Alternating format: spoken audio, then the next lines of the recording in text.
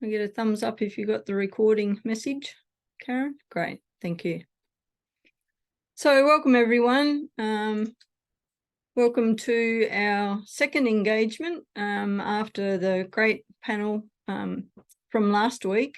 And this is sort of more with a research focus, but paying attention to this idea of equitable futures and how intersectionality might work with that.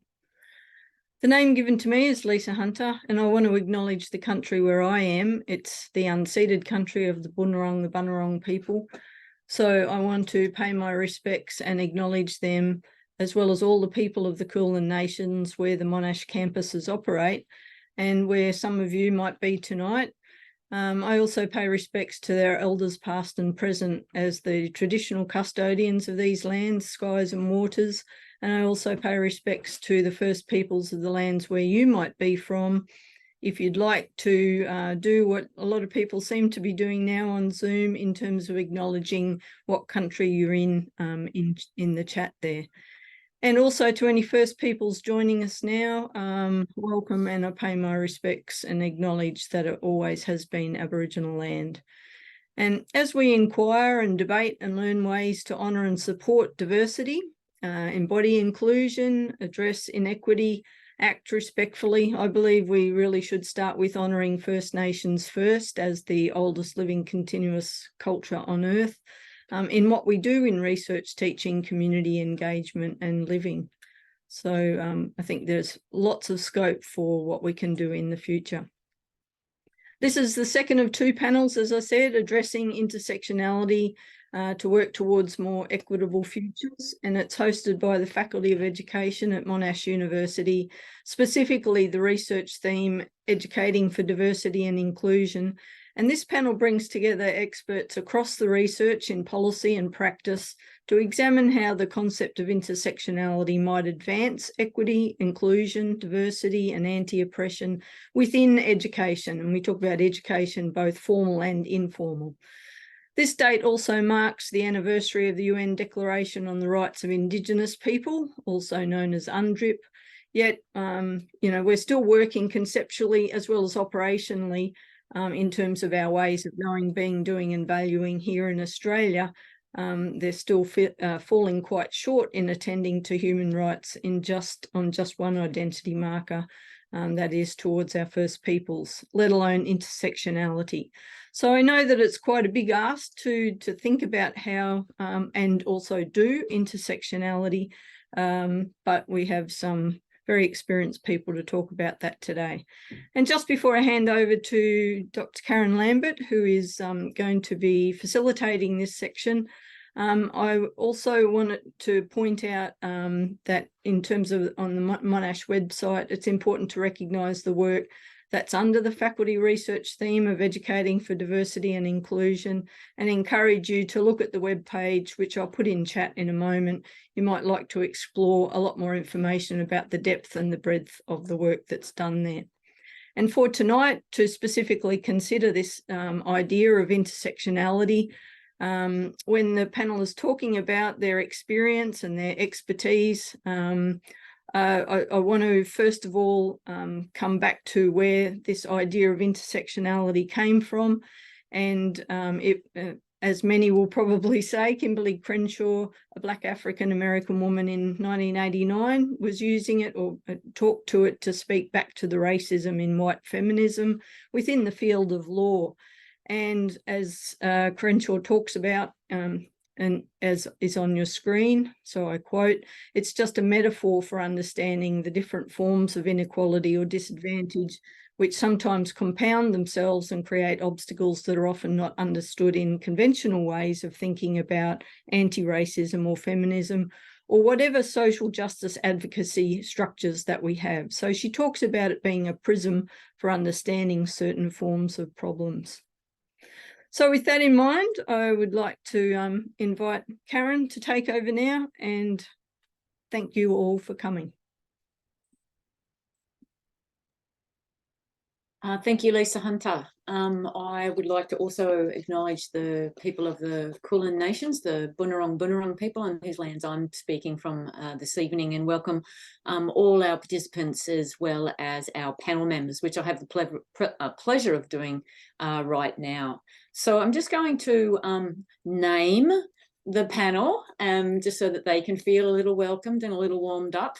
And then I'm just going to then ask each one of you to give one at a time. I'll use my Zoom screen, so don't worry. Give a little bit of a maybe introduction to yourself and a little bit of background, who you are, where you're working, what kind of work that you're doing, and we'll take it from there. So I have with me tonight, I have Pearl Subban, I have Umesh Sharma, Ruth Jeans, Phil Cairns, and Joe Lampert. So why don't we start with you, Joe, because I have an affinity, at least by way of a continent there. So over to you. Would you like to introduce yourself?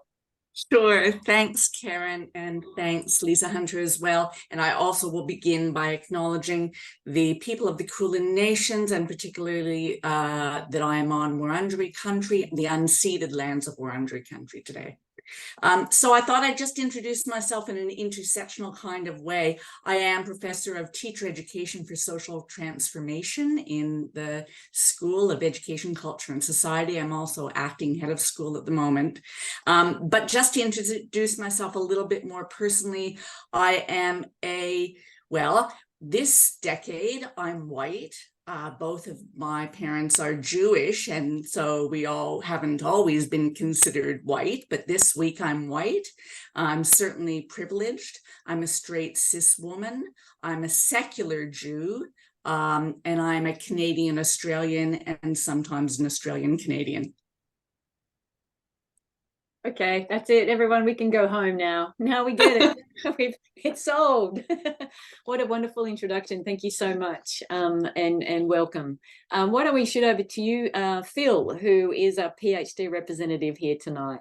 Yes, thank you. Great to be here. And also just recognizing that I'm on Bunurong stolen land, and just paying my respects to elders past and present and any other First Nations people here. So I guess following on from Joe, I come with a lot of different sort of positionalities, I guess. But talking about my own personal journey, I started off in STEM as a sort of a microbiologist for a little while, and working in STEM, I really enjoyed, I guess, doing experiments, but then I always felt there was sort of something missing, and so I kind of moved on towards becoming a teacher. So I did a grad dip, and had been teaching in secondary and also primary STEM education and some other fields as well for the past 12 years. And then I also did my master's in education, and that sort of led me to, I guess, start to sort of use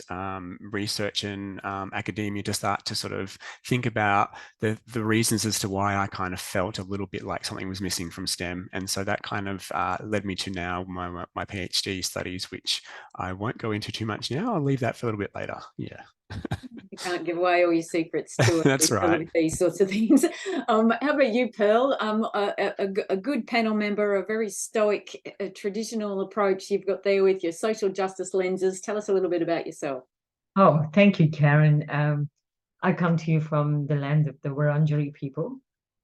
As a researcher and a teacher into the social justice space, I work in inclusive education, focusing on student diversity, equity, and inclusion. Just like Joe said, I have many intersections as well, with some privilege too. But I'm prompted to advocate in this space, I think, largely because I am part of people who have been marginalized and minoritized by the dominant culture. I was born and grew up in South Africa and feel very sensitive when it comes to racism. So, the interplay of those intersections sometimes, become foregrounded in anything that I do. I feel very privileged that I could have been part of both these events, dealing with equity and diversity. So privileged to do that and excited to be part of this panel today as well. Thank you, Karen. Thank you so much, Pearl. Welcome. And Umesh, would you like to introduce yourself and give a little bit of a background as well? Thank you very much, Karen. I am so privileged to be part of this panel. I think this is great. And I also great to see so many familiar faces. And I feel like we are talking to the same people, the same group of people. I mean, the people that I know, which is great to have those. I'm talking today from the land of people of Kulin Nation. So I want to pay respect to them, their elders. I know all of you are in Australia right now. And so I would like to pay respect to all the elders, wherever you are calling us from. So I was trained as a special education teacher. I have a history. When I was at school, I was a very difficult student. And my teachers had lots of difficulty with me. So I have faced classrooms where teachers had difficulty with me. And now that's what I do. I say, what can we do in the systems? How can system respond to students who are difficult? So I think when people talk about disability, challenging behavior, and my research for last many years is, how can we prepare the system to include kids or children who learn differently, who come from different ethnic backgrounds, different races? And I think one of the areas, I'll talk a little bit later about this, like our classrooms are not diverse now, they are super diverse. So what are we going to do about it in different countries? And what are we going to do as researchers? So perhaps I'll talk more about this later on. Certainly, thank you, Umesh. It's certainly a very relevant concept to intersectionality. And our other head of school, we have some leaders from the faculty here today. Ruth Jeans. Ruth. Thanks so much, Karen, and hi everyone. It's lovely to be here this evening, and again joining from Bunurong country, and to acknowledge the traditional owners of these beautiful lands that I have the privilege of living on now. So yeah, I am currently head of school of the curriculum, teaching an inclusive education school.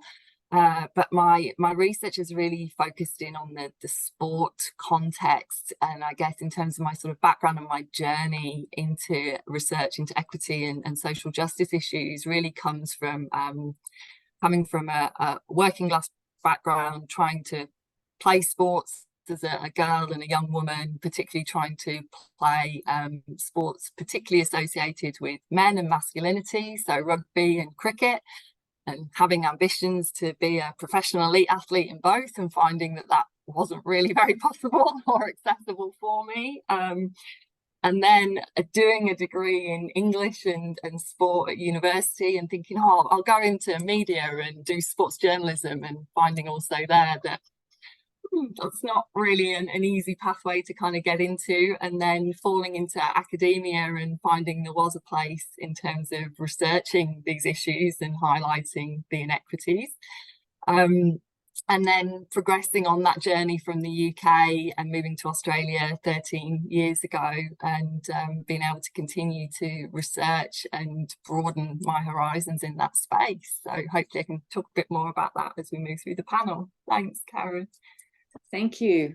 I'm going to pick up a little bit on what Ruth just said there about that idea of falling into a place. I think everybody here has kind of flagged that as either a professional or a personal experience of falling into something and going, oh, am I in the place I need to be now? And I just want to say that everybody, yes, you are in the place that you need to be. And I'm going to direct this next question to you, Phil, because we're all here to talk about intersectionality, and I know you're maybe a bit green in this regard, in this research forum. I mean, what have you got to say about intersectionality, Phil, most specifically about your own research and what intersectionality means in the context of your research at the moment?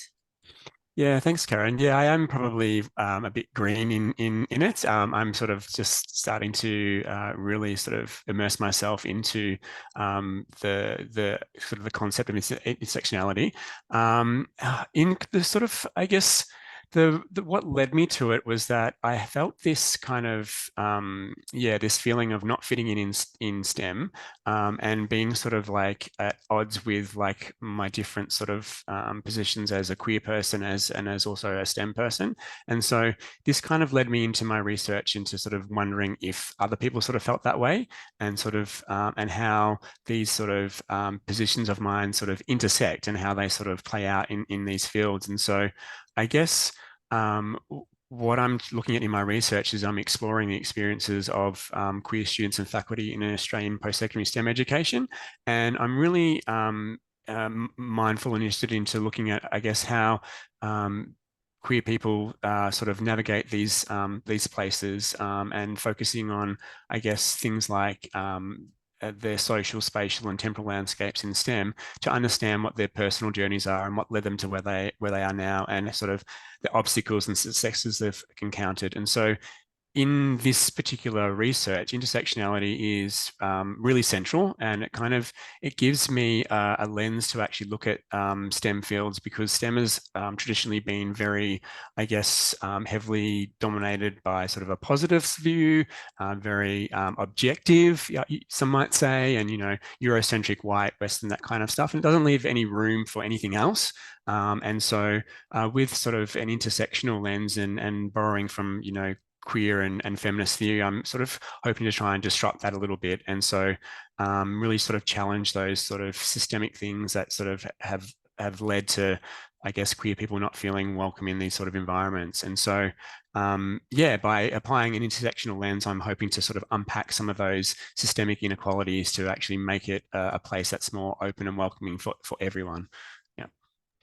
Well, good luck too, Phil, with your PhD pursuits. What about you, Pearl? I mean, your research and where intersectionality fits in, and then I'll pass on to Joe for a response as well. Yeah, no worries, Karen. Thank you.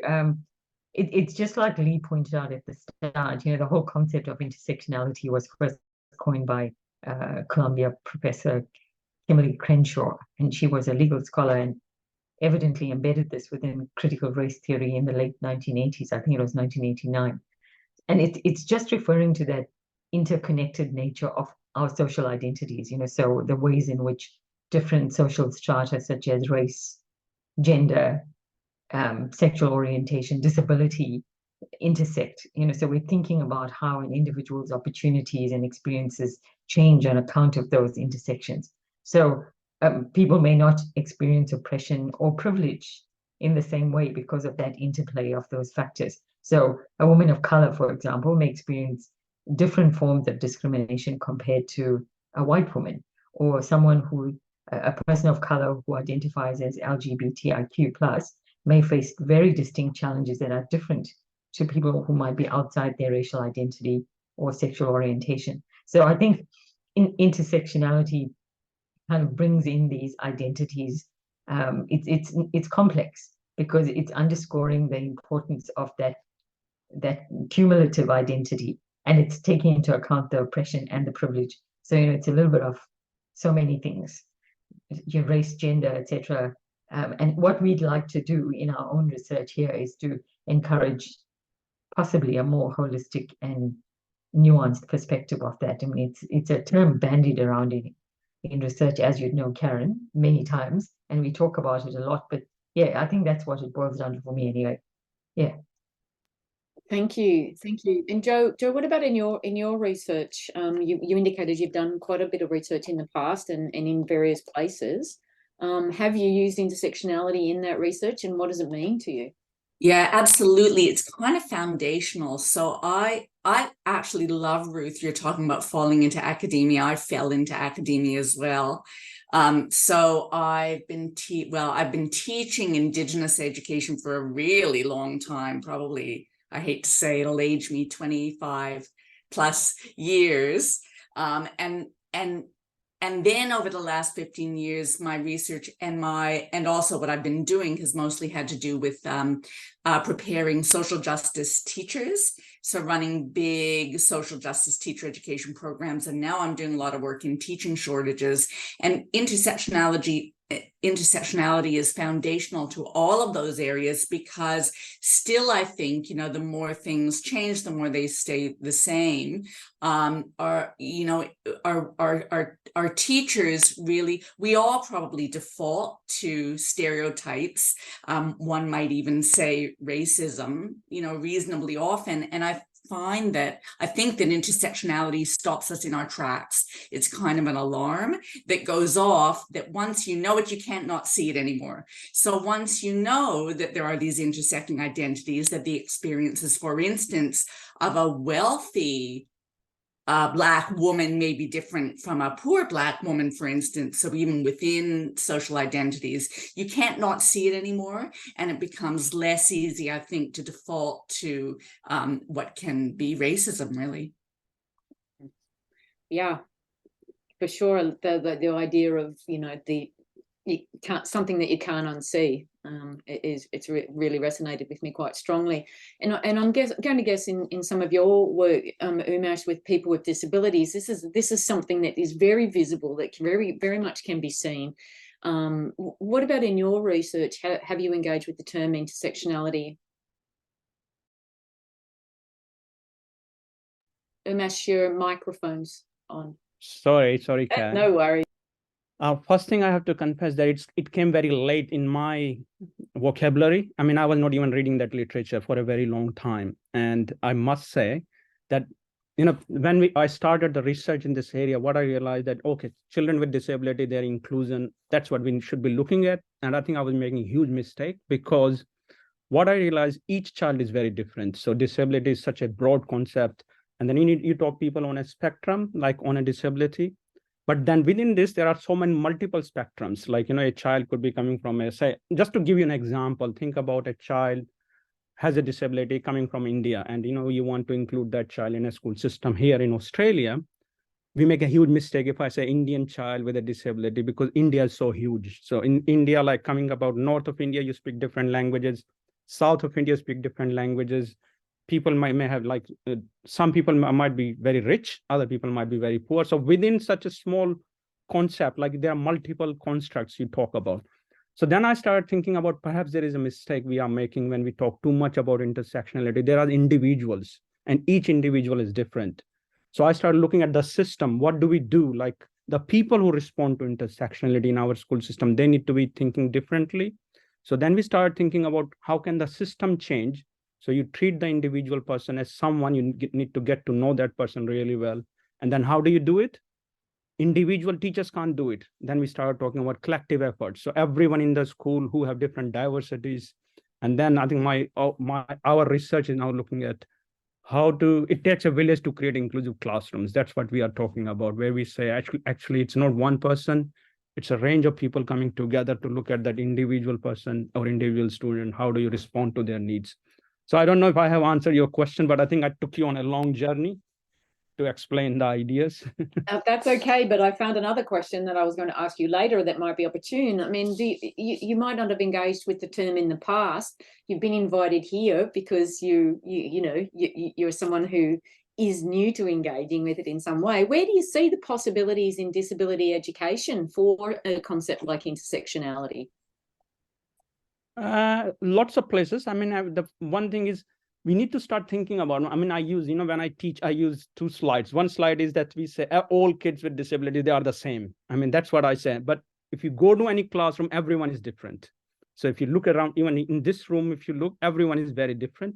So what we are trying to do is you need to understand the individual person. And then you need to understand lots of intersectional identity that the student brings to you. And how do you do it? Actually building relationships and collaboration. That's what we are talking on, working with parents, working with families, and getting outside your comfort zone requires, that's what you need to do it. So it's really interesting field. And what I'm realizing is, do we want to make it more complex, or do you want to make it simple as you start responding in the field? So that's what I'm always asking that question, whenever we have these important theoretical constructs. How do we do it? How do you respond in the classroom? So how do you bring that research that makes an impact, or changes the life for the student who's there? Yeah, wow, some provocations up in there, that's for sure. And Ruth, you've been, as you've suggested, as your rugby career failed you in some kind of way, been researching. You became this researcher in the space as a young researcher in the field as well. Have worked in Africa in quite a number of places. Could you give a bit of a background on your research? And then conceptually, because, intersectionality, conceptually, what are some of the affordances that it's given you in your work?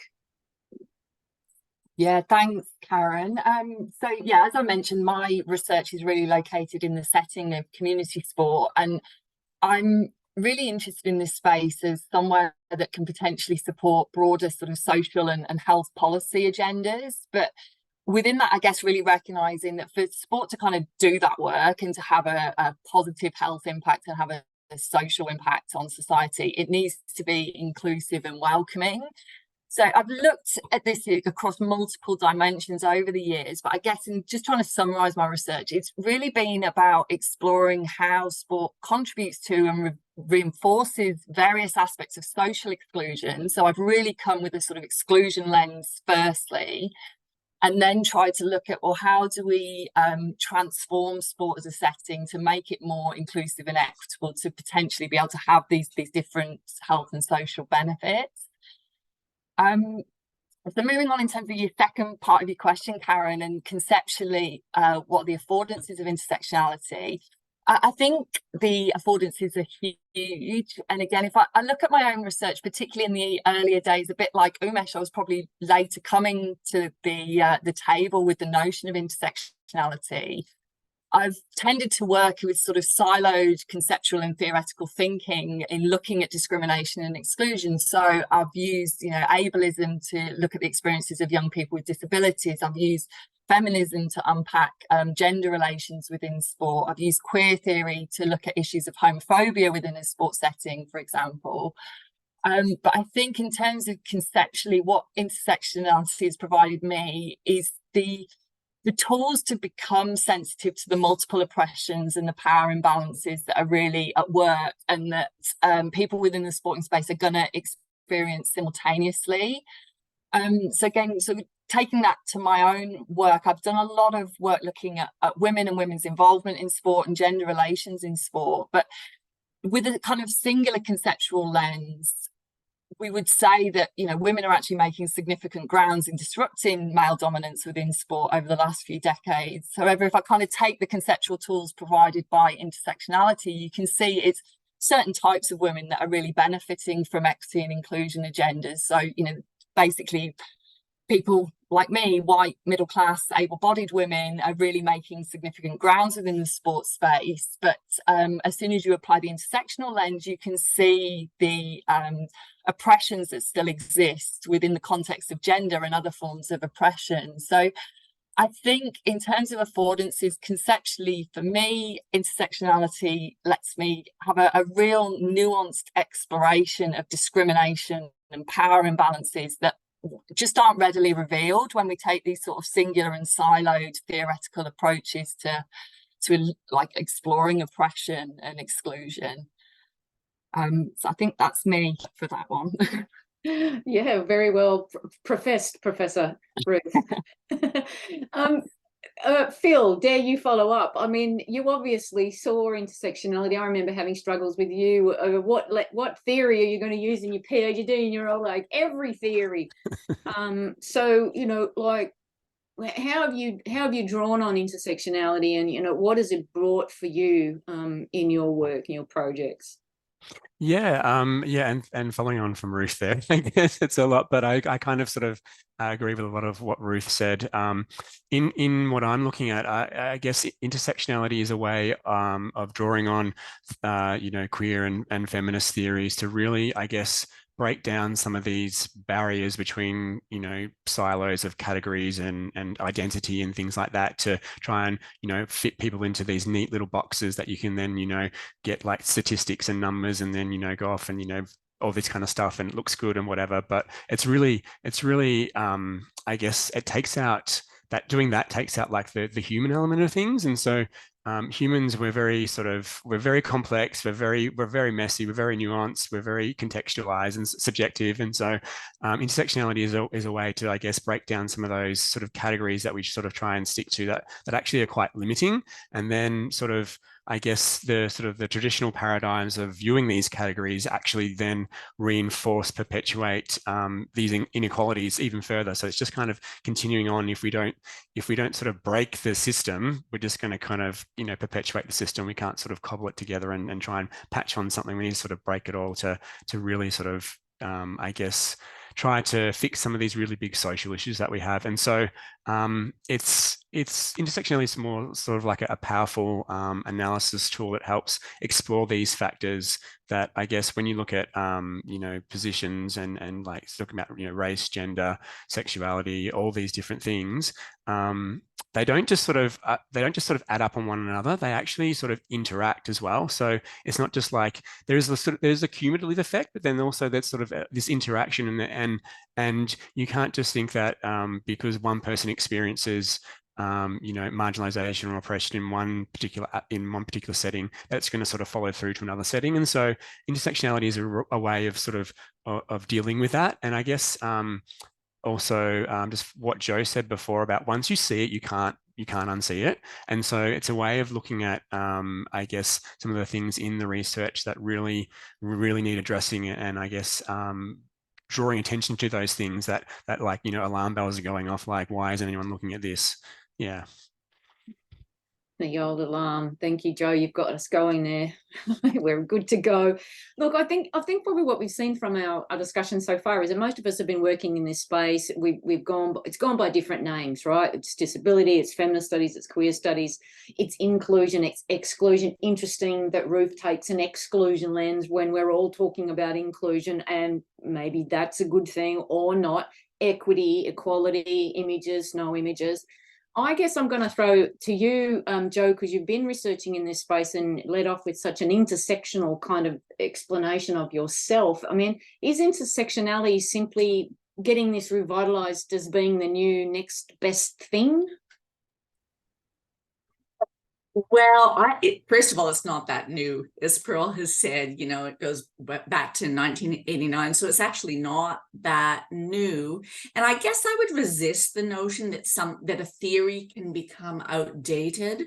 But just thinking about what Phil said and what Umesh said, you know, Phil, that was really interesting because, in fact, it reminded me, and Karen, you just reminded me that writing a PhD is a kind of a weird exercise. It's an activity where you can't just do an assemblage, even though in your mind, you know, there are many theories that work in many ways, as intersectionality would encourage us to think. But in fact, you have to choose. So choosing is a weird thing anyway. In some ways, I guess you choose based on your aims.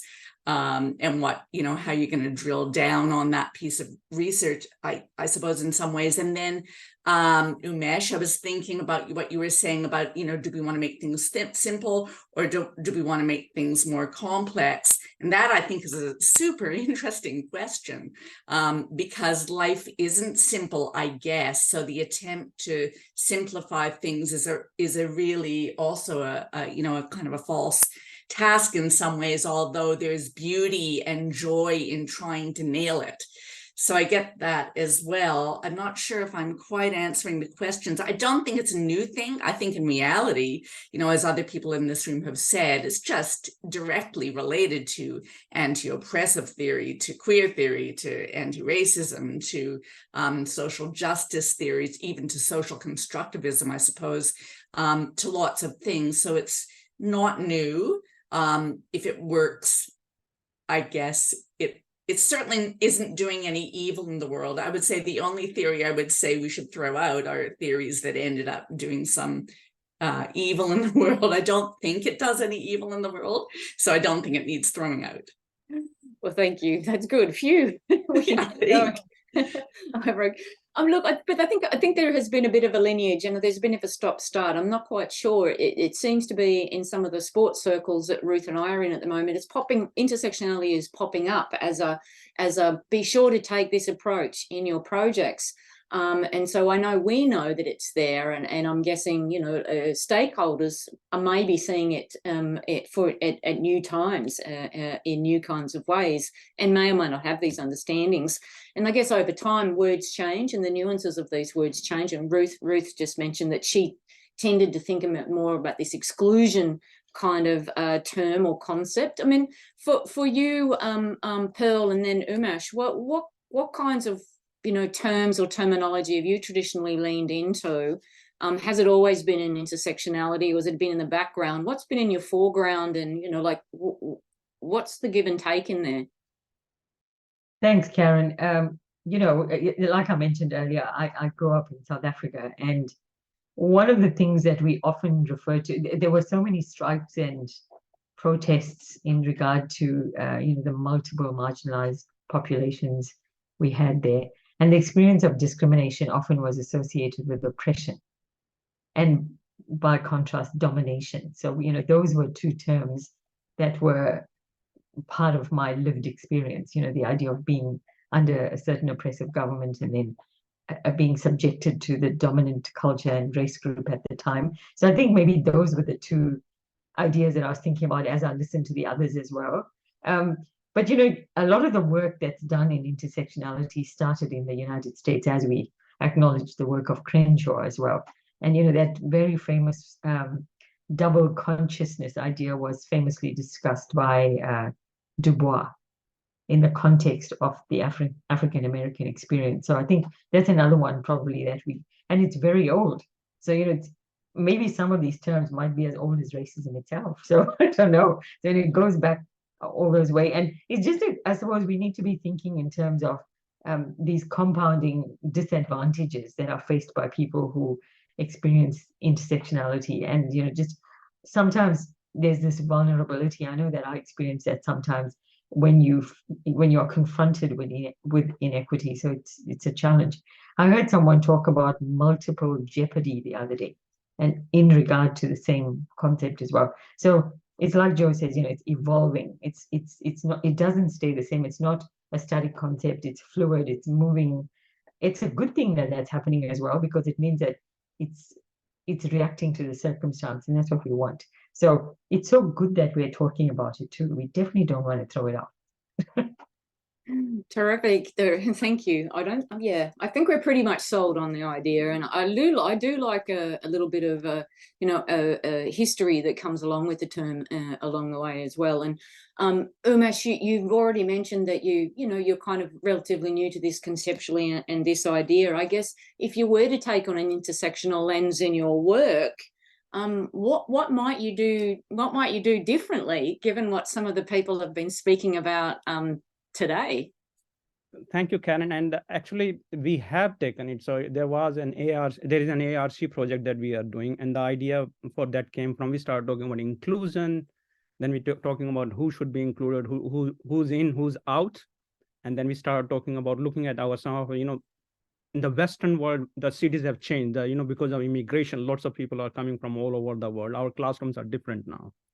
So while we were talking about inclusion, like historically, I started with inclusion of children with disabilities, but now inclusion, and for a really good reason, that inclusion should be for everyone. It's not for some people. So we came with this idea, or not we came with this idea, that from immigration, you're talking about our classroom that are super diverse. What do teachers do? Like, they have to respond to super diversity in the classroom. So we start thinking of what kind of skill set do they need, what kind of capabilities they need. And that's the idea. It started more and more, we started talking about this question. Actually, it became more and more difficult, because now almost people start saying, do you need a superhuman to teach a classroom which is super diverse? And then we said, is that true or not? But actually, we are collecting our data, and this is something really, really interesting, because there are special schools, there are schools for kids from refugee background, and there's Islamic schools. So each school has a different approach, but everyone is talking about siloed approach. But then we talk about universities preparing the future generation of teacher. How do we take it into consideration? How do we prepare it? So I think we are asking questions. So I'm not saying we are already solved the answer or we are already there. I think it's still knocking on the door, finding different answers. So it's a field. So intersectionality became as a researcher, that's something I looked at. But when I became Associate Dean Indigenous, I looked at it completely differently. I say, we are on Indigenous land. And then we talk about intersectional approach to equity and inclusion. And then we put Indigenous as a deficit, using a deficit lens, which is so wrong, because we are on this land where we can learn so much from Indigenous, people from this country. And then we say it should be the foundation of addressing diversity in our system, like, then so there are so many ideas in this head, and I always struggle, how do you bring all those ideas together to respond to diversity and equity, inclusion? So I don't think I have answered your question, but perhaps I asked more questions than answering questions. Look, I think that's what sometimes these panels are. It's all the best laid plans, and then you folks just go off on tangents, but that's okay. I'm going to come back therefore to Ruth, so I can come back to the script. You flagged, we've had these conversations before too about this idea of exclusion, and Umash just talked about inclusion. We know we've got diversity and inclusion, equity and inclusion, and diversity committees and groups at the university. Ruth, what kind of work did exclusion do for you as a concept?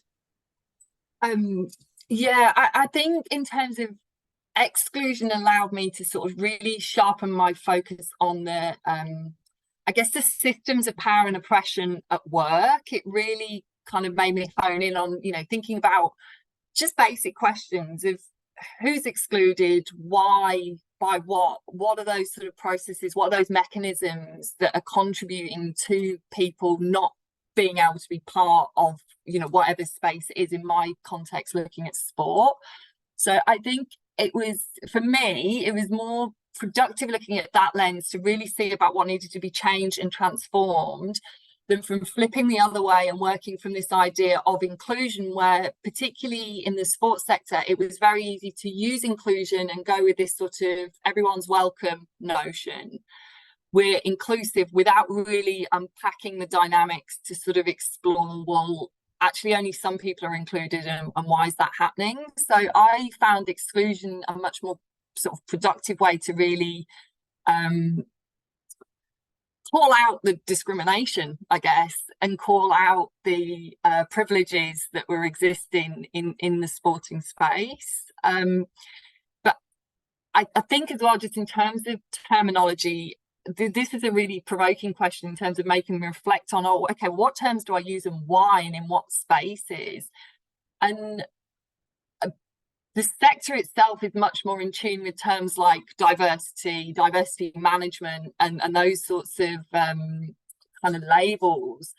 And so I have used those terms as well, because it's what the sector kind of understands. And as you mentioned, Karen, like, I think the sports sector, particularly within Australia, is now suddenly kind of coming into tune with the idea of intersectionality and looking at it, but no one really knows exactly what it is or how it might operationalize. So I think even now we sort of still default to the language that people are more familiar with, and certainly diversity and inclusion is they're familiar concepts. So often, sometimes we might have to use those concepts to get any traction in trying to explore issues related to, kind of power, privilege, and what intersectionality can offer.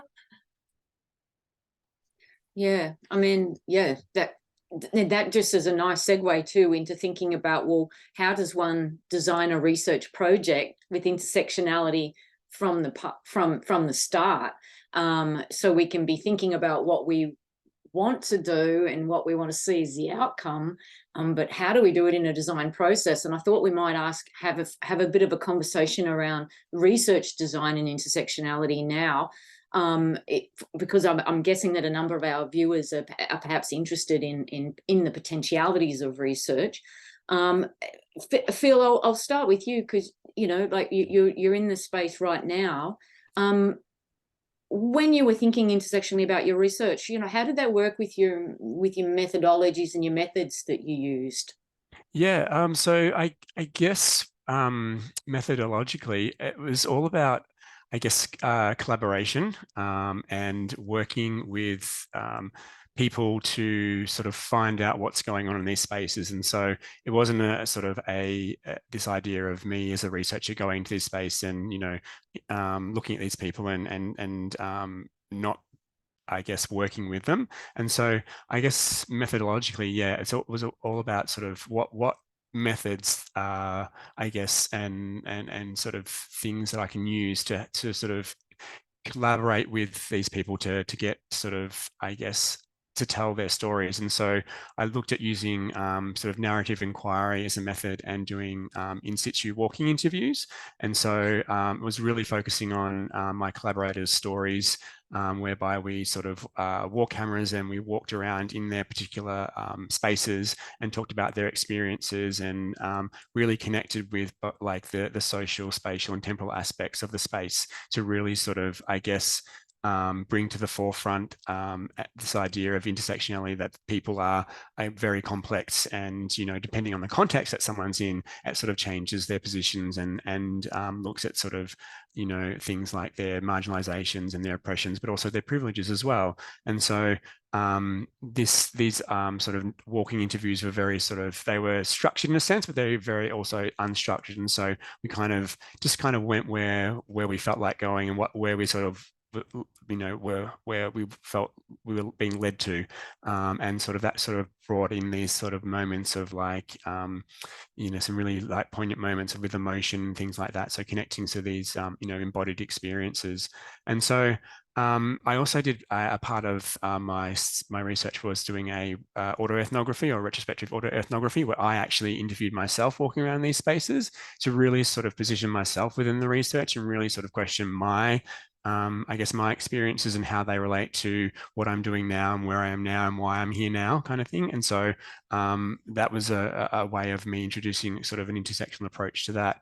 And then, yeah, the main thing is just really collaborating with the people in my research and treating them, I guess, in a way that acknowledges their agency and their expertise. And so they were sort of researchers with me on this sort of experience. And so that sort of brings in an intersectional approach and gives, I guess, a view to the research from their perspective and in all of their intersections as well.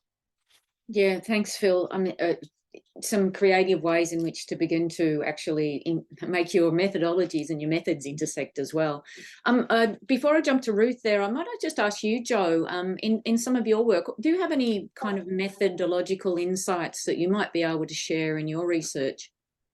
Yeah, well, I think so. So I think in my research, even if I'm not overtly using intersectionality, it informs things like ethics and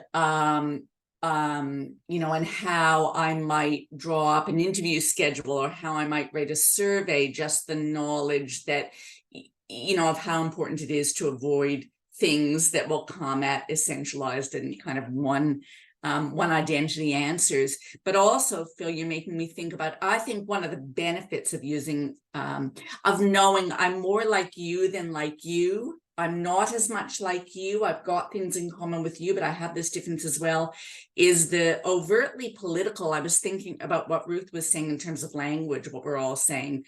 Intersectionality is a kind of an overtly, for me anyway, an overtly political aim. You know, it is about oppression. It is about power. So I think it leads you in research design to think about things like insider knowledge, which, Phil, I think is what you're talking about. So you are entitled to certain kinds of knowledge because you are an insider with those particular groups. I'm on an Indigenous ARC at the moment, and on that particular project, I don't collect data. I don't go to the communities. I don't have that kind of entitlement. I do other things on that project, but that's one project and where I don't actually collect the data. So I think there are times when it isn't appropriate for the researcher to be getting knowledge about groups that are so different from them or have a different kind of history. That's part of research design, I think.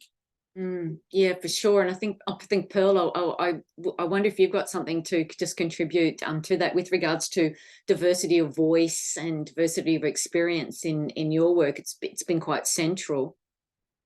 Yes, thanks, Karen. And you know, just picking up on what everyone's been saying, I think in some, we are all aware that we need to apply an intersectional lens to our research. We have to consider how different identities intersect and interact. And it's very complex because identity, as we know, is so layered. So there's going to be lots and lots of discussion around that. It's like Jo says, you know, you've got the funding, but you're being sensitive to the fact that data collection has to happen in a certain informed manner. So that's, it's a unique experience in that regard, and we're aware of that because we're applying an intersectional lens. But the other is that when a sample is being collected, regardless, I think we have to ensure that the research sample includes participants from various backgrounds. If we are, there are ways to do that, so that it's more representative of a population group. So diversity, I think, in that regard is crucial for capturing intersectional approaches in that way. So we'll have to use maybe different sampling methods in order to reach those marginalized populations. The other is that we might need to be thinking about a different way of analyzing data, so using a more intersectional approach even there as well. So I'm pretty sure, when someone like Crenshaw or even Patricia Hill-Collins advocates for using different analysis methods in research, they are asking us to apply that intersectional lens because, we look for patterns in different ways. We look for themes in different ways. It's not just, oh, let's just analyze this and look at the way that it's happening and the way it's interacting together. We are aware then of different social identities. And yeah, so, those outcomes are going to be very different for us as researchers. Thanks, Kat. Yeah, no, thank you. I think the idea of research design is a really central one. And so I wonder if I could ask you, Ruth, in any of your work, have you got a project where you've intentionally taken an intersectional approach, from the get-go to explore an issue?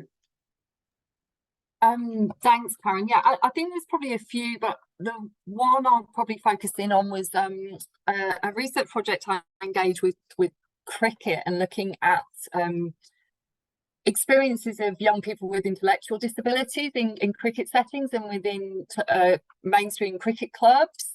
And within that project, I sort of, again, I was predominantly drawing on a kind of ableist lens, but really tried to put in an intersectional approach from the outset in terms of just how I was thinking about the spaces, recognising the gender relations that were going to exist within those cricket club settings that those young people were coming into, looking at other dimensions in relation to sexuality as well, sort of ethnicity, race, and really trying to think about what were the dynamics at play in relation to how they were going to impact on those young people's experiences within that club setting.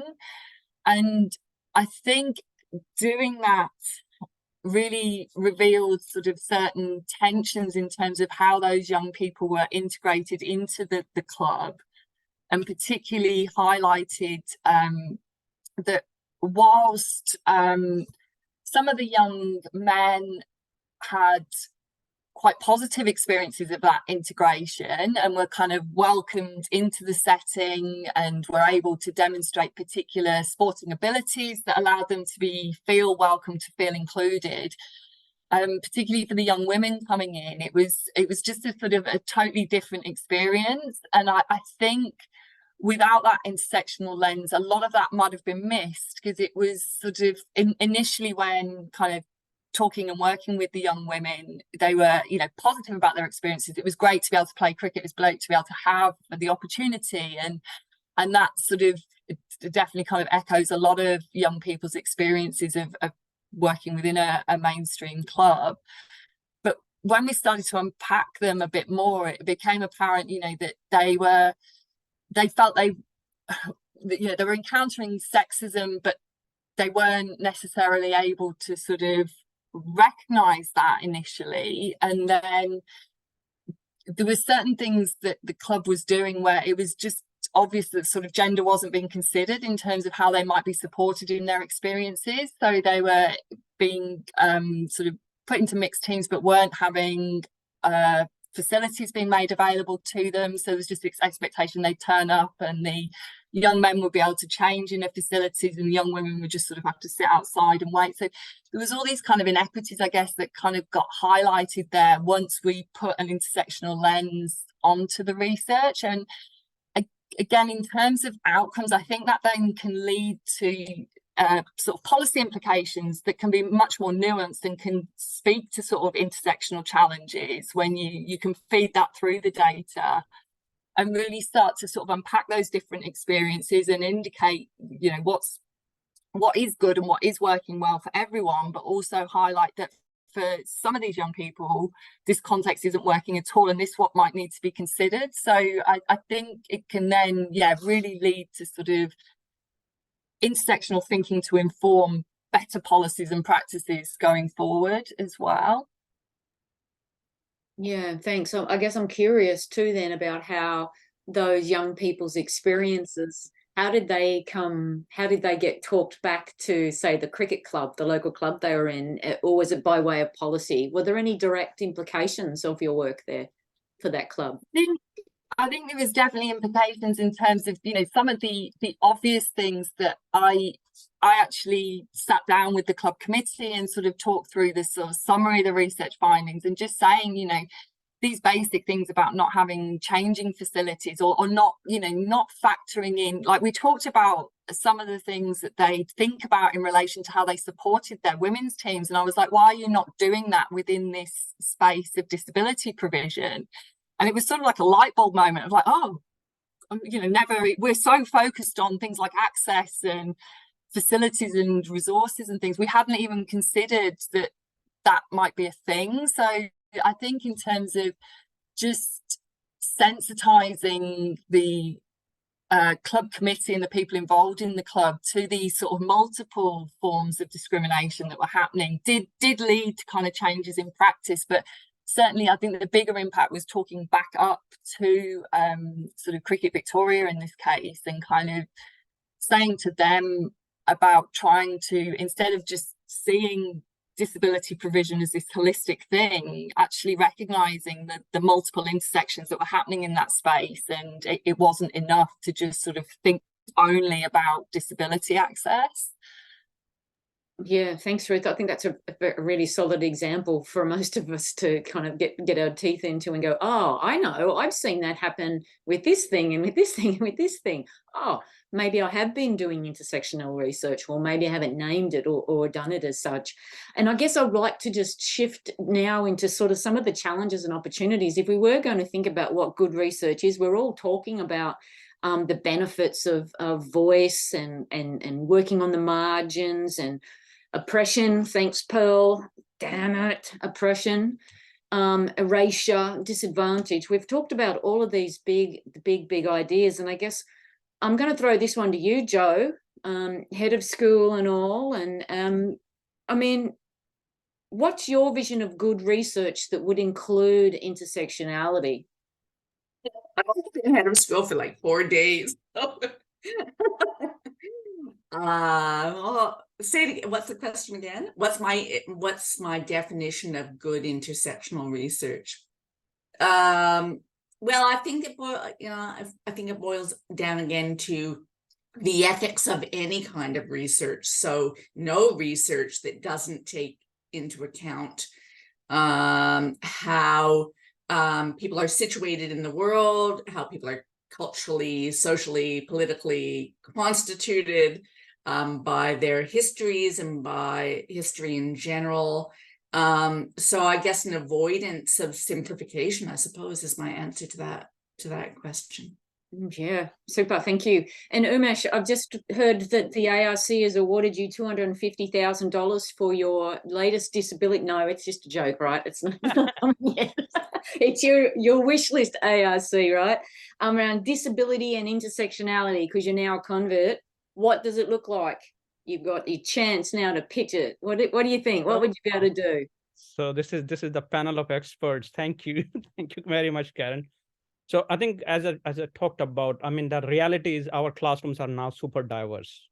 So that's happening all over the world. So now the question that we are asking is, how are we going to respond to super diversity? And that is influenced by, intersectional approach. So the project that we are doing is we are doing in different countries. We are looking for practices that different schools employ in most successful schools in terms of where they're including children coming from super diverse background. Can we learn from those schools that are all over the world? Like some in very very poor countries, like in terms of, there's GDP, others very rich. So can we come up with some principles that apply not in one country, but across many, international borders? So that's the idea We are looking at, so what do leaders do in those schools? How do teachers respond to diversity? How do they work with other people in their schools? So what resources they use? Are they very creative teachers? How they do it? I mean, that's the question we are asking, and like, hopefully we'll have an answer, and we have some funding from ARC to do that, ask that question. If you're up to me, I'll just tap them on the shoulder and have a word. But we are talking about the future of intersectionality in education research. Clearly, I'd ask you all to have a little bit of a think about your crystal ball comment I'm going to ask you to do next.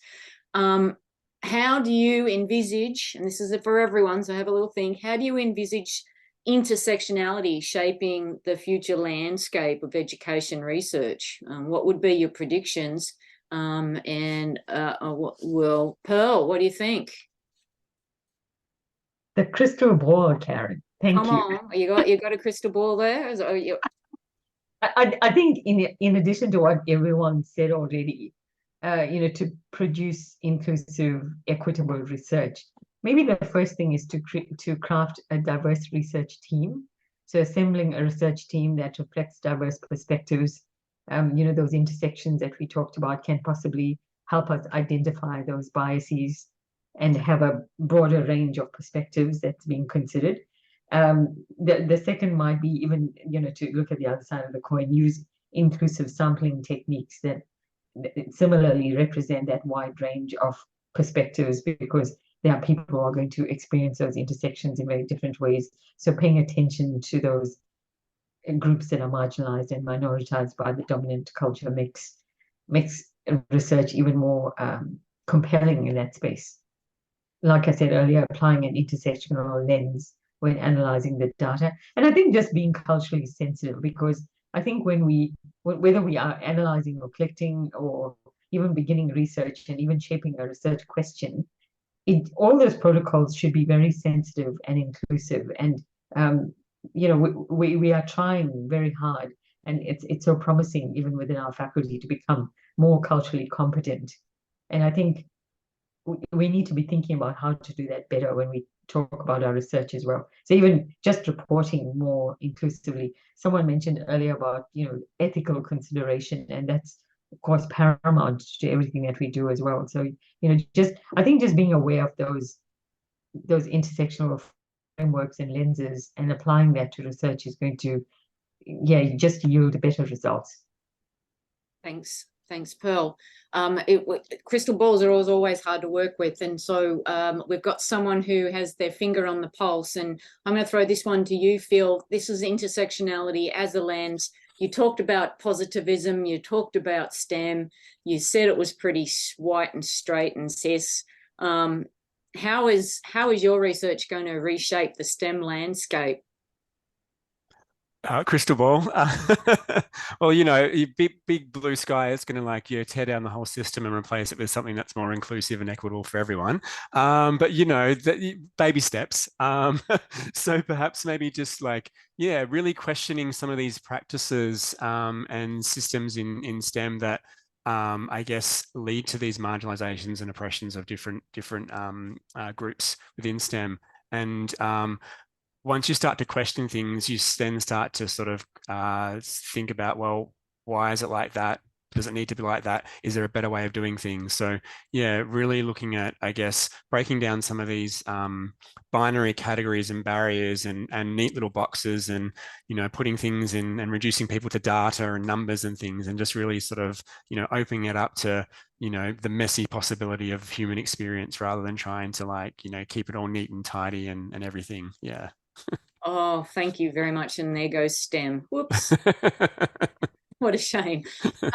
One last question, and then I'm going to introduce a guest that's just popped on. If we were all here in the screen here going to sit down and apply for an ARC, what do you think? What is a topic or area at the moment in education that you think would benefit from an intersectional lens? Has anyone got a U-Butte idea cooking away, boiling and bubbling?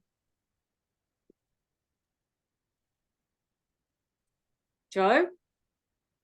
Well, I'll tell you, in all this discussion of teaching shortages, I'm not hearing anybody drill down into which teachers. we want Indigenous teachers. Do we know if they're staying? Do we know if we're leaving? So actually, that's something I'm doing a lot of thinking about at the moment. You heard it first here. Anyone? Anyone else? I think we can do more in terms of preparing teachers for diversity. So I think we do want a diverse teaching workforce, but at the same time, our preparation during teacher preparation programs and even professional development programs for educators who are already at schools should include some intersectional perspectives that just help them and equip them with skills to create more inclusive and equitable classrooms. Number 2, anyone else? I think just from my own setting and thinking about broader forms of education, for me, it's about how do we educate the sector that I'm involved in relation to understanding and enacting intersectionality. So, what does that education look like in a community setting with sports governance agencies, with administrators, with coaches, with volunteers? How do we actually educate around the concept of intersectionality if we're thinking about equity and inclusion agendas? Especially if it's a policy thing that's going to keep popping up its head for folks to apply for funding around. Lisa Hunter, I'm going to call it quits there, but not quits on this panel. I would like to give a big call out, a huge thank you to Ruth, to Umesh, to Pearl, to Phil, and to Joe for joining in this evening's panel. Some nice dialogue going on in there. Hopefully we've got some questions that might be in the chat box. So thank you very much to everyone. And what I would like to introduce is a new guest member of the panel, and that is Professor Steve Roberts. Professor Steve is the Associate Dean of Graduate Research in the Faculty of Education. I assume that's still your role, Steve. I know you've had a few. Yeah, Steve's going to talk to us about how we might be able to actually take our learning further with regards to potentially social justice and concepts like intersectionality. Over to you, Steve. Thanks, Karen, and thanks, Lisa Hunter, for inviting me. Before I say anything else, I just have been Googling people's names in the room, and I have a feeling that almost everybody this might not be relevant for. So if you're not a current PhD student or have a PhD from Monash, do you want to just like wave a little finger on the button for the React icon? Because I was going to spend just a couple of minutes talking about the Masters of Social Justice and Education, but I think everybody is beyond that. That's my take on having Googled everybody in the room. You did that in 3.5 minutes? I did. I was here a couple of minutes before. So you would have seen me looking away from the screen, and I had a quick look, and that's the power of the internet. I think everything. So there we go. We have a Masters of Social Justice and Education, which even though no one in this room needs to really know about, you do need to know about it, because we want you to tell your friends and peers and other people in your networks about this opportunity to learn more about the stuff that you've been hearing about, thinking about yourselves as well. And so I think it's a good vehicle for extending the discussions that you've been hearing for other people. Like, it's not always necessarily so intuitive. And when you look at how many or how few comparable courses there are in Australia and beyond that directly focus on issues of social justice and injustice, I think that really tells its story, that we live in an environment where people recognize that social injustices are more and more present, more and more paramount, more and more overt. And yet with the opportunity to really study them, tackle them, understand the mechanics, and kind of drive back and try and create a fairer society through our own work, but for ourselves and for everyone. So I think Lisa Hunter's put the link into one of the Monash files that outline the masters in a bit more detail, but I don't think there's any point saying anything more than please promote the course. We will do a great job with people getting them on track to think more deeply, theoretically and practically around issues of diversity and justice. And yeah, I think I would rather leave it there and give you time back to talk about the core issue, if you like. Yeah, thanks, Steve. I'm aware also too that this is being recorded, so some folks might actually tune in and look for that information. So certainly some valid points. It's recording. Sorry, I hadn't realized it was recording as well. So. Yes. So yeah, so okay, well, do you have anything else you'd like to add now? I guess not especially, other than to say that I think that the when we're thinking through whether or not education can be a place to kind of remedy wrongs, like that's part of what we do in these types of programs, but we also critically assess educational settings and contexts as drivers of inequality as well. So I think it's important to really point that out, that as a bunch of critical scholars and critical researchers, we articulate a vision for a better education system as well, not just talking about what happens on the outside and how education can be part of the solution, but also the way that education and ourselves are implicated in the problem as well. And then secondly and lastly, to suggest that this kind of qualification is not just for people who are already in educational contexts or people who want to advance in an education career, but also those who might want to work in policy settings, NGOs and charities as well. So I think the breadth of student cohort is pretty broad, basically. So I would make that suggestion as well. Yeah, super. Certainly some of our undergraduate students might indeed be interested in this sort of progression as well. I think related to what you've just said, sometimes we're part of the problem. We're all here talking about all the wonderful things that we do. There is a question in the chat that I've noticed that is, it's pitched at the, like we've all been talking about how positive, but what happens if research is done that is not intersectional? So what kind of damages get done? Has anyone got maybe potentially an example that they might share?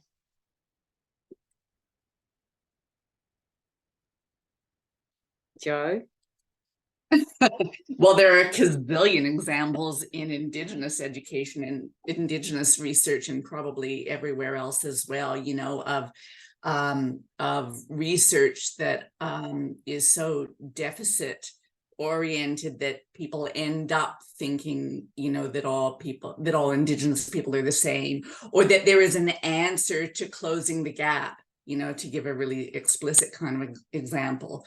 So, there are 100 zillion examples in Indigenous research done by, I have a running joke with my Indigenous colleague, Marnie Shea, who often, well, not often, hopefully, but sometimes will say, white and wanky, and will stop me in my tracks. So, there's a constant danger of people not from that identity group doing research on people rather than for people. I guess Aileen Warren Robinson's talking up the white woman comes to mind. So this notion that research in general can be very elite and can be both devised and implemented by people not of the groups they are researching. Yeah, for sure, and inherent damages done even if within the group potentially as well. Anyone else got a question that you would like to have, a burning question that you'd like to ask another panel member based on this evening's conversations? This is your last chance. You can pick a star. Bill, can I ask you a question? Sure. I guess going back to this idea of transforming STEM, but how do you see your research sort of speaking to some of the issues that Pearl's mentioned as well, about how we educate pre-service teachers and bring in intersectional lenses in relation to how we develop our pre-service teachers' understandings of equity and inclusion? Yeah, so I guess there's a lot of different aspects. Like it goes, starts from, say, the classroom, but then also up to policy as well, and looking at teacher education training, looking at curriculum and pedagogy. It's really, I guess, using intersectionality as holding a lens up to these particular things as well, and then like looking at them and saying like, what's the issue here? How is this, you know, I guess, causing problems in STEM for particular groups, and which particular groups it's causing problems for. And so, yeah, using it as a lens to, I guess, question and examine some of the, I guess, the practices that go on in the classroom, you know, pedagogically, and also to do with things like teacher education as well. Really things as simple as this is language, you know, the very, I guess, binary essentialist language that often comes up in STEM and science is really problematic. And so I guess even going back before that, it's actually making people aware that there is a problem, I guess you would say, because many people might even think there's a problem. And I guess, you know, and that's sort of the you know, the dominant sort of you know, part of the society sort of coming to, you know, setting the dominance in the space. And so, yeah, it's a really, I guess, a big thing to tackle. And, you know, I certainly don't have all the answers and certainly won't be able to solve it, but definitely, I guess, just raising sort of awareness and starting to question things and getting more people to start to think about how some of these inequalities are, I guess, upheld and perpetuated and, you know, reinforced. Yeah. Yeah, fantastic. Yeah, thanks, Phil. And that probably relates a little bit, it's drifting us towards a question that Simon from our online community has asked. And maybe I felt this may be something for you, Joe, because you kind of pretty much framed this up, and even Pearl as well, what the link between intersectionality, oppression, and privilege, like the three, they're probably the three big things. We talked earlier about different languages being used. And yeah, so I'm just wondering if anyone might like to tackle that and just kind of help Simon grapple through a few where privilege fits around intersectionality and oppression.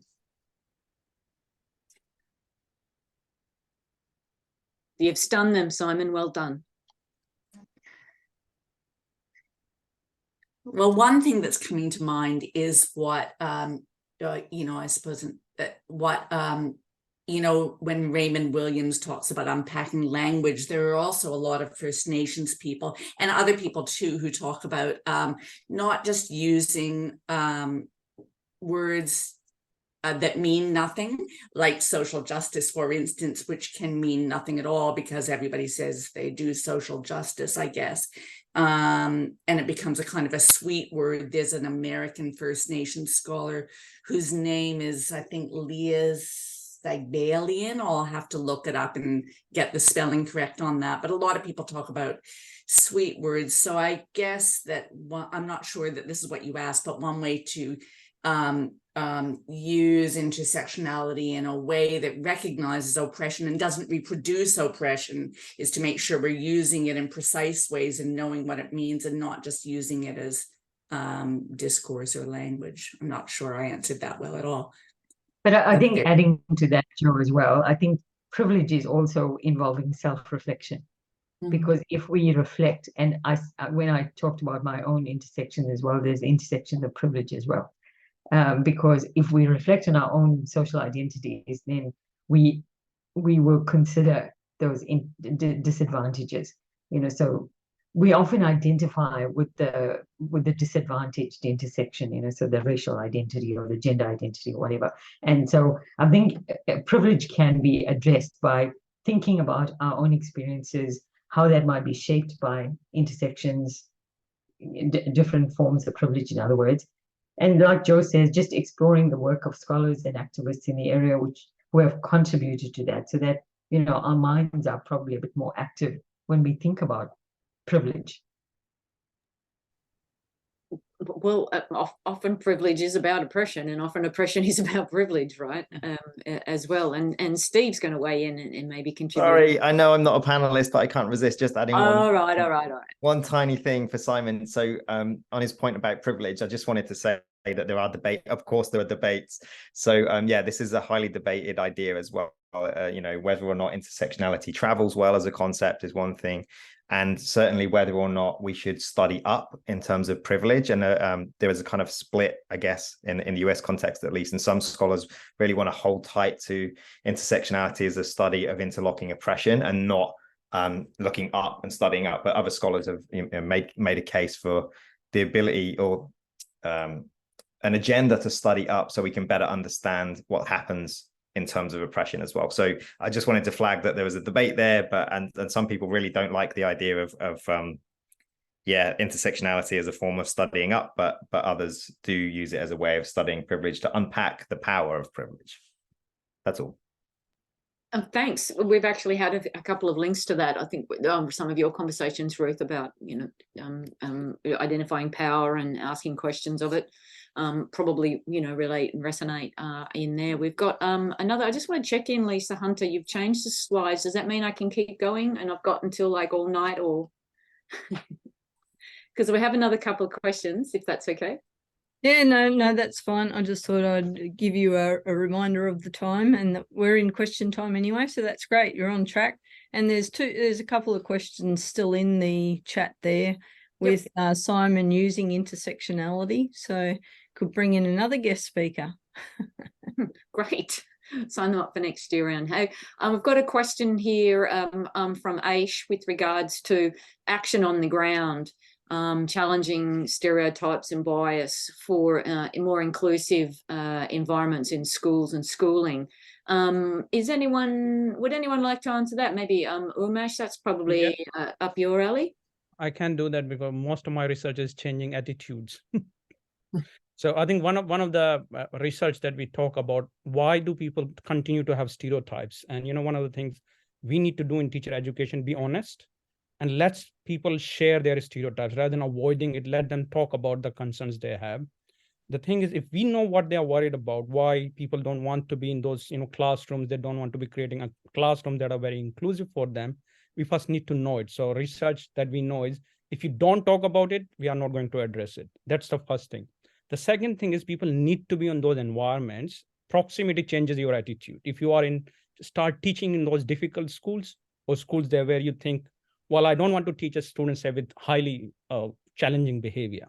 If you want to change someone's attitude that you want them to be feeling more positive about, you need to go and teach there. But if you look at our teaching practice rounds, you can look around all over the world. Actually, we don't practice enough in those schools where we need to be changing our beliefs and practices. So that has been a major issue with teacher education all around the world. So what we are saying is, just to give an example, like, if you want to be a good driver, you don't want to be driving on easy roads. You want to be going on difficult roads, and then you become a better driver. So the idea behind this thing is, if you want to change stereotypes, first, talk about this in our programs, be honest. Second, you need to be in those schools where you need to teach students that you do not feel comfortable about it. Talk about your experiences, but we need to be supporting people to change their beliefs and practices. I don't know, Ash, if I have answered your questions, but I think this is where might help. Thanks, Umesh, for some on the ground support there. There's an interesting. I've just read the question in the chat from Yanlin about how do you do things. How do you change a situation? How do you change a context that's so very powerfully structured in particular kinds of ways? And they're talking about the Chinese culture and how students and who they are and how they're labeled is tied to funding and schooling and assets and privilege and certain types of things. And that there's elements of shame, and it was a really complex comment, and it made me really think about how it related to the previous question from Simon about privilege, that we've got this privilege to be able to speak in these kinds of ways in this context, and this particular context is Australia. And I'm just wondering if anyone on the panel has had any or has any advice or in response to this question that would begin to rupture or question and do it safely, other mechanisms that are operating perhaps under other regimes or in other countries or in other ways that might limit the potential of diversity, inclusion, intersectionality. It certainly has to be central to our work. Has anyone got any experience or examples they might be able to point Yan Lin to? Again, I can talk to that point if you don't mind. Sorry, I don't want to be speaking too much, but I think that's an area is also of great interest to me. What we know in many countries, this is not only true for China, it's many countries, this is true. Like, disability is seen as, what do we do about it? And there are labels attached, there are stigma attached, families avoid, they don't want to talk about it. What we know is actually the stigma, if you want to change the society, it needs to start very early in schooling system. And I think if you think about what we know, that if you think about you have attended a primary school or early childcare center and secondary school with children, that society does not believe that, they should be part of our community. It starts from that area, like that stage, that age. So in that way, teacher education also plays a very, very important role. What are we doing about this to prepare our future generation of teachers to talk about, addressing those stereotypes? But the second key players are policymakers, where they said, think about if we can have policies which promote inclusion in mainstream school system. Once you have those policies, teacher education, and starting that early, it takes time, but we have seen it can change. Your views can change, the society start moving in the right direction. But if we are not prepared to do it, so that could be a barrier, and then I think we cannot address this. And UNESCO has identified this as a significant challenge. Attitudes are significant barriers for us to moving the systems forward. But we know that countries that have moved forward, they started with the policy change, teacher education, and then bringing them together, but then supporting that inclusive practices at the very early age. And then, it changes the future of the population. Yeah, thank you, Umesh. And Joe, I notice you've got your mic off. Would you like to add a small piece of advice? Yeah, if I can very briefly respond to that one too, and spruik my forthcoming book called Disadvantage with Jane Wilkinson and Mervi Kauko and Rosia Garcia Carry On coming out next year. But in one of the chapters, we interviewed people who self-identified as disadvantaged and said, what do you think about being called disadvantaged? And people were universally savvy and knew, I hate the term, it doesn't define me, I loathe it, I find it deficit, but it leverages funding. So I use it when I need to use it because it leverages funding. So I just thought I'd throw that in because people know what they're called and can use it also almost in a Freudian sense. People can use it to their advantage. Great tip. Own it. Yep. Own it. Well, but also then with some other things that may not certainly fit with that particular person. All right, Lisa Hunter, did you want to do a little bit of a closing and thank you? I think that's all the questions we have questions for. So I'd like to pass back to you to kind of wrap up the show. All right, and you've done a fantastic job as always, Karen. Thank you very much for the role that you took, because I know you're taking in information and listening, and also jumping all over the place for the sorts of questions that you prepared. So thank you, an extraordinary talent. And also thank you to all of you on the panel, because there's a lot of experience and also continuous thinking that's going on around conceptual work like this and how we operationalize this sort of idea in our work.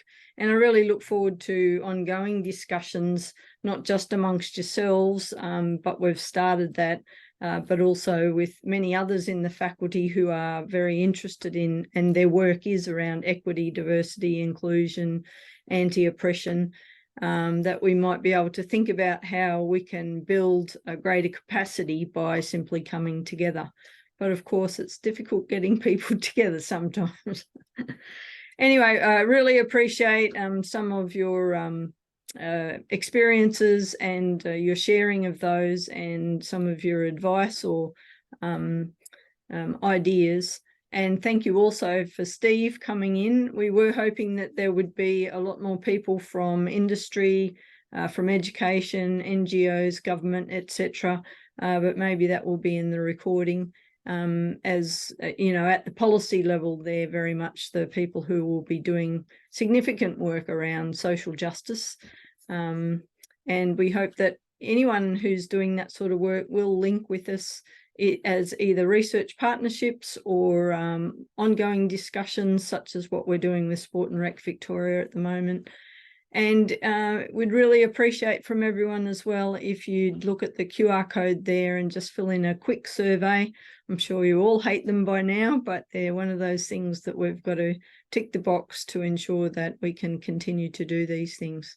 So thank you, everyone. It's getting late at night. We really appreciate your time, particularly those people who are joining us from overseas. So thank you and good night.